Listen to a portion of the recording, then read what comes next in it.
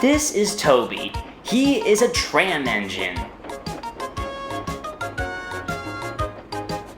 He has cow catchers and side plates. It doesn't look like a steam engine at all. He takes freight cars from farms and villages to the main line and rings his bell cheerfully to everyone he meets.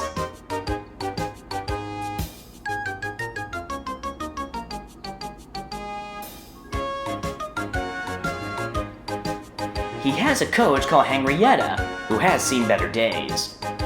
"It's not fair at all," she grumbled, remembering she used to be full and 9 cars were rattled behind her. Now there were only 3 or 4, because the farms and factories send their goods mostly by truck. Toby is always careful. The cars, buses, and trucks often have accidents. Toby hasn't had an accident for years, but the buses are crowded and Henrietta is empty.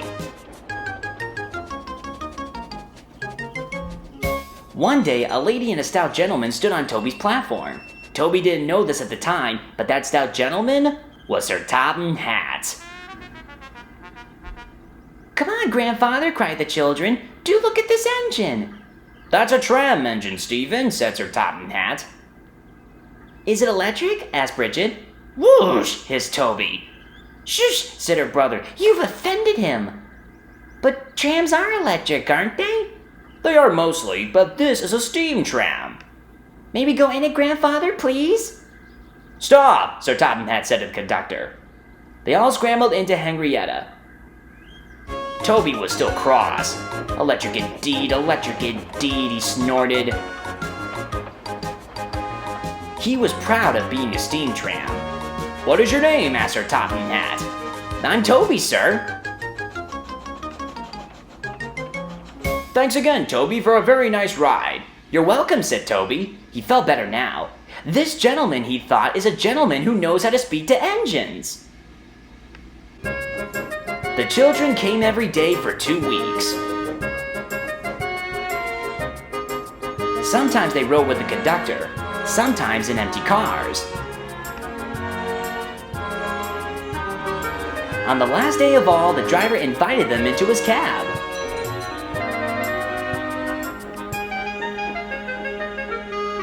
All were sorry when they had to go away, and Sir Topham Hatt and his family thanked everyone. Toby felt sad. "Come again soon," replied Toby. We will," called the children, and they waved till Toby was out of sight. The months passed. Toby had fewer cars and fewer passengers. "Our last day, Toby," said his driver one morning. "The manager says we must close tomorrow." That day, everyone wanted the chance of a last ride. The passengers joked and sang. But even though Toby kept a smile, he and his driver wished they wouldn't.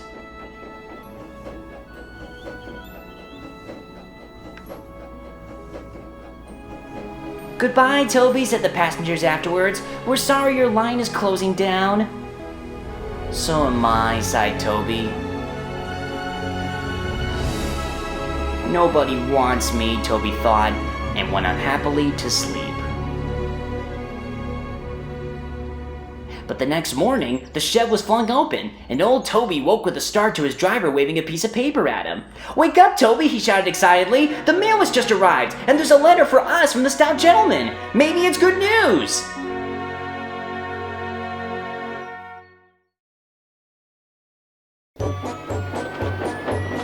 There's a line to a quarry at the end of Thomas's branch. It goes for some distance along the road.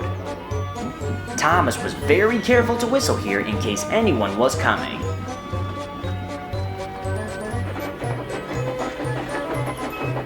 Early one morning, a large policeman was sitting close to the line. Thomas liked policemen. He'd been a great friend of the officer who had just retired. "Beep, beep," he whistled. "Good morning." Thomas expected that the new officer would be friendly too, but he was sorry to see that he didn't look friendly at all. He was red in the face and very cross. Disgraceful, he spluttered. I didn't sleep a wink last night. It was so quiet, and now engines come whistling suddenly behind me? I'm sorry, sir, said Thomas. I only said good morning. The policeman pointed to Thomas. Where's your cow catcher, he asked. But I don't catch cows, sir. Don't be funny, snapped the policeman. He looked at Thomas's wheels. No side plates either. And he wrote in his notebook. Engines going on public roads must have their wheels covered and a cow catcher in front to protect people and animals from being dragged under the wheels if they should stray onto the line. You haven't, so you are dangerous. Rubbish, said Thomas's driver. We've been along here hundreds of times and never had an accident. That makes it worse, the policeman answered. He wrote regular lawbreaker in his book. Thomas puffed sadly away.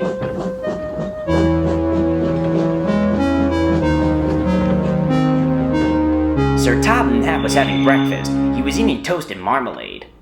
The butler came in. Excuse me, sir, but you're wanted on the telephone. Bother that telephone, said Sir Topham Hatt.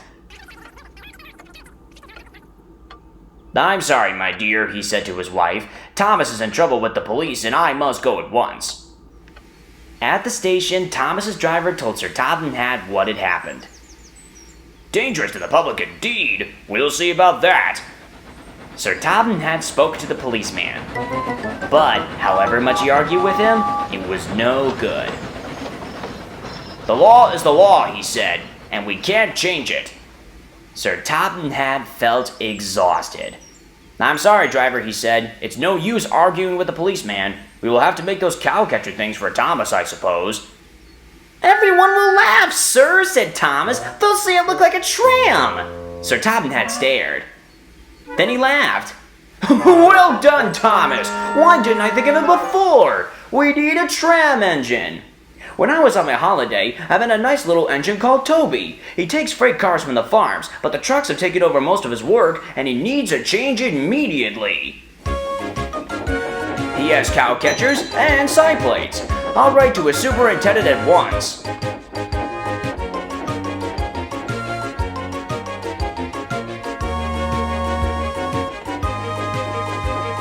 A few days later, Toby arrived. That's a good engine, said Sir Topham Hatt. I see you brought your coach Henrietta. You don't mind, do you, sir? Asked Toby. The station master wanted to use her as a hen house, and that would never do. No, indeed, said Sir Topham Hatt. We couldn't allow that. Oh, thank you, sir, said Toby.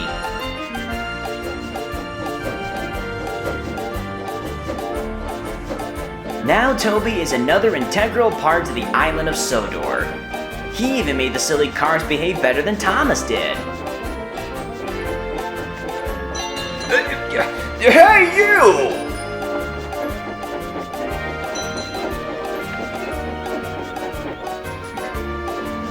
At first, Thomas was jealous, but he was so pleased when Toby rang his bell and frightened the policeman. They've been firm friends ever since.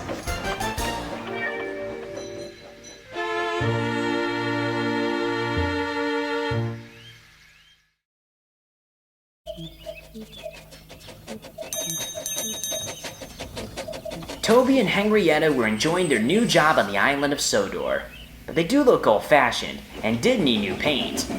James was very rude whenever he saw them. Yuck! What dirty objects, he would say. At last, Toby lost patience. James, he asked, why are you red? I am a splendid engine, answered James, ready for anything. You never see my paint dirty. Oh, said Toby earnestly, that's why you once needed bootlaces. To be ready, I suppose? James went redder than ever and snorted off. It was such an insult to be reminded of how the time a bootlace had been used to mend a hole in his coaches.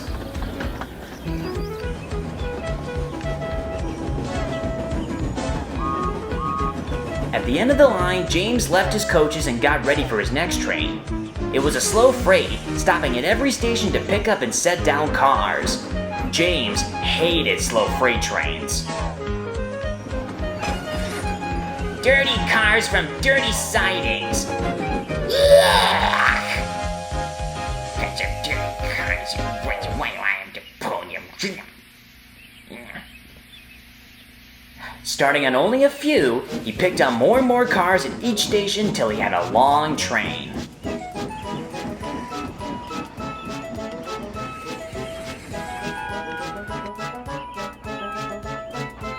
At first, the freight cars behaved well, but James bumped them so crossly that they were determined to get back at him. Presently, they approached the top of Gordon's Hill.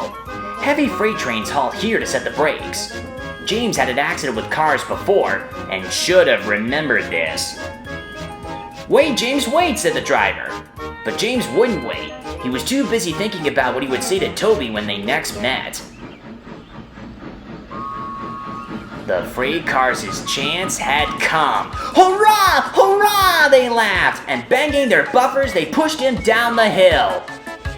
"On! On!" yelled the cars. "I'm gonna stop! I'm gonna stop!" groaned James.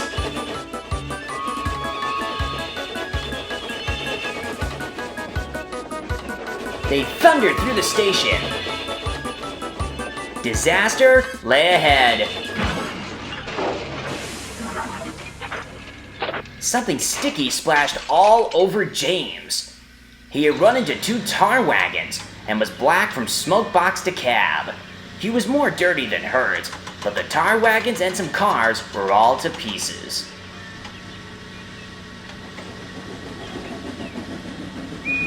Toby and Percy were sent to help and came as quickly as they could.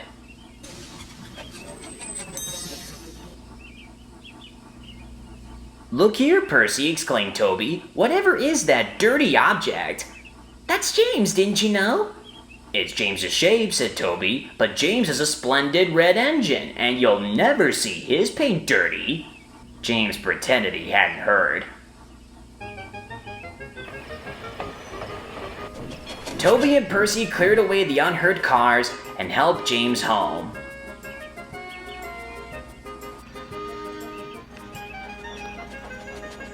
Sir Topham Hatt met them. "Well done, Percy and Toby." He then turned to James. "Fancy letting your cars run away. I am surprised. You're not fit to be seen. You must be cleaned at once. And Toby, you shall have a new coat of paint as well." "Please, sir, can Henrietta have one too?" "Certainly, Toby." "Oh, thank you, sir," said Toby. "She will be pleased." And now, all James could do was watch Toby as he ran off happily with the news.